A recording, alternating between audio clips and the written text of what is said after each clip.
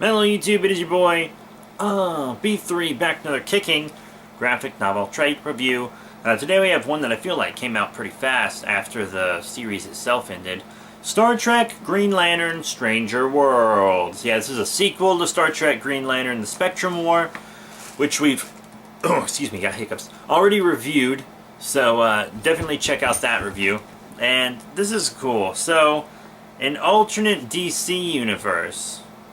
And an alternate Star Trek universe combined. It's actually an alternate version of an alternate Star Trek universe because it's the J.J. Abrams movies, which are already an alternate timeline. So this is an alternate timeline of that alternate timeline where some lanterns got transported over to it. And they're all doing their thing. Sinestro has taken over Kronos, so he's Emperor of the Klingons, and the Lanterns are living peacefully and working with Starfleet. And then Atrocitus is running around, and Khan gets his ring, which makes a lot of sense, actually. So we get to see some Khan action. Everyone loves Khan, and everyone loves Red Lanterns. Larfleeze is in it a little bit. He's not that important. And then they find all these Manhunters, and it's like, oh shit, the Guardians must exist in this reality too. So there's like a big race to get to Oa, because that's where the only power battery in existence is. Everyone's running out of energy on their rings. So they need a new power battery, and the only one is on Oa, and it's only for green. So everyone rushes over there. Then a new Green Lantern Corps is started, and of course, Captain Kirk is the first one to join it. I always thought he'd make a good Green Lantern. He's a lot like Hal Jordan. He's a lot like Hal Jordan. Hal Jordan's my favorite superhero, so... Yeah, you know, Sinestro doesn't need his power battery because he gets parallaxed in himself, and then at the end Sinestro gets the ability to go back to the antimatter universe, which sets up some more stuff that's going to happen. And they're definitely planning a third crossover. They definitely are. Carol Ferris is dating Scotty, by the way. They make out. It's dope. And it actually makes sense. Their relationship makes sense because they're both... because of his engineer status, and she knows about all that shit from the 21st century. So they have similar interests. But Saint Walker was kidnapped by the Klingons, so he's still in their prison and missing.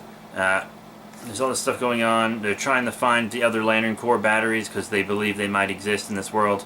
And then it ends with them going to a planet that has a red sun that Hal Jordan found on their star charts. So, also hinting at Kryptonians, which is pretty crazy. So we might see some Kryptonians in the next round. This was cool. I enjoyed it. They really packed a lot in here, but they try to... Like, that's just something that seems to happen with crossovers. But it's enjoyable. If you like Star Trek and Green Lantern, it's definitely a must-read. Our creative team... Let me find the credits. Here we go. Written by Mike Johnson, familiar with his work. Art by Angel Hernandez, who I'm really only familiar with from these. Colors by Mark Roberts. Letters by Underworld Design. Series edits by IDW Publishings, sorry. Chris Searcy and Sarah Gatos, and DC Entertainment's Jim Chadwick and Michael McAllister. Jim Chadwick seems like a familiar name, but I don't know. But I mean, it's really good. So it's nice to see my favorite, some of my favorite franchises crossing over, because I'm a huge Star Trek fan. I am a huge Green Lantern fan. I think I'm going to get some more Star Trek books that are just Star Trek books, like maybe Boldly Go or Manifest Destiny. I'm definitely going to try to pick some of those up.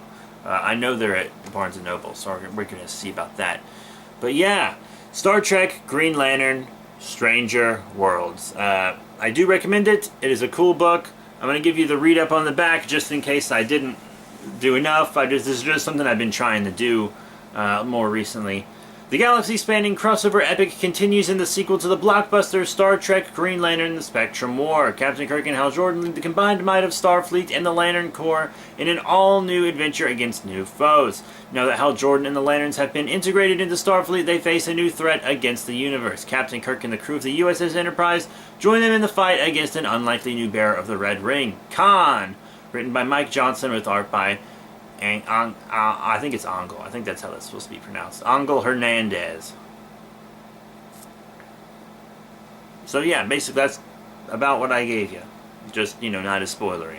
There should have been a spoiler warning at the beginning of this, though. There should have been. But collects issues 1 through 3. IDW's a good company. So is DC. I read both of their comics. I do. I read IDW and DC stuff constantly. So yeah, that's it. Check it out if you're interested. Thank you all very much for your support. Remember to rate, comment, and subscribe. Check out all the links in the description below, Facebook, Twitter, etc. But yeah, I'm probably going to go watch Jessica Jones again, or play some Pokemon, text a lady. But that's it. Thank you all, and I'll see you all later.